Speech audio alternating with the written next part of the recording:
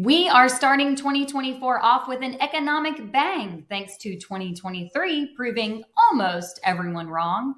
What was originally predicted to be a year of doom and gloom actually came out smelling like a rose, with all three major U.S. indices up. The S&P 500 clocking a return of almost 24%, the Dow up almost 14%. Hats off to you, Federal Reserve. The inflation rate was cut by more than half. Yet the unemployment rate remained low, and for the 35th straight month, the U.S. economy added jobs. Wage growth has moderated to around 5%, and job hoppers aren't getting a huge surplus in pay like they were. Mortgage rates are ticking down, and supply chain issues have eased. Despite aggressive interest rate hikes and quantitative tightening, the Fed appears to have done the unthinkable: a soft landing.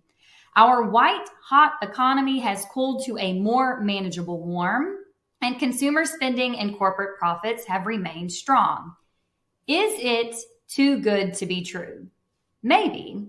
Here is what we are watching in 2024. Number one, the presidential election. Since 1952, the stock market has never been down in a presidential re-election year.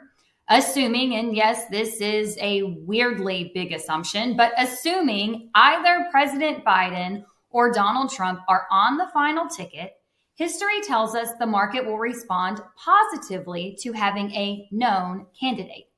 Number two, consumer debt delinquencies. Despite the fact total credit card debt topped $1 trillion in 2023, consumer balance sheets actually don't look terrible compared to historical numbers.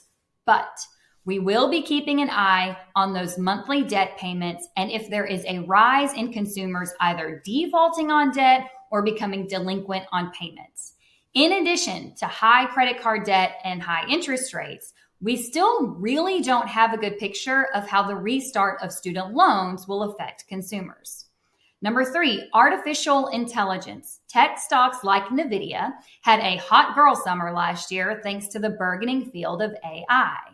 I would expect this rally to continue as the cost of borrowing drops and these companies can invest in even more cash in R&D.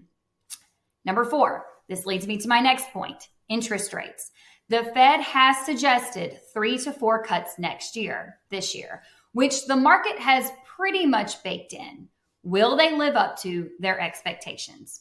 And number five, what about those stocks outside the newly dubbed Magnificent Seven?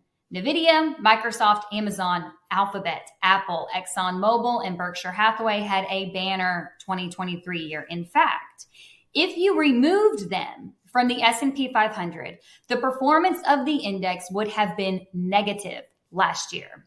Will the rally extend to U.S. stocks across the board or stay concentrated in just a handful of companies?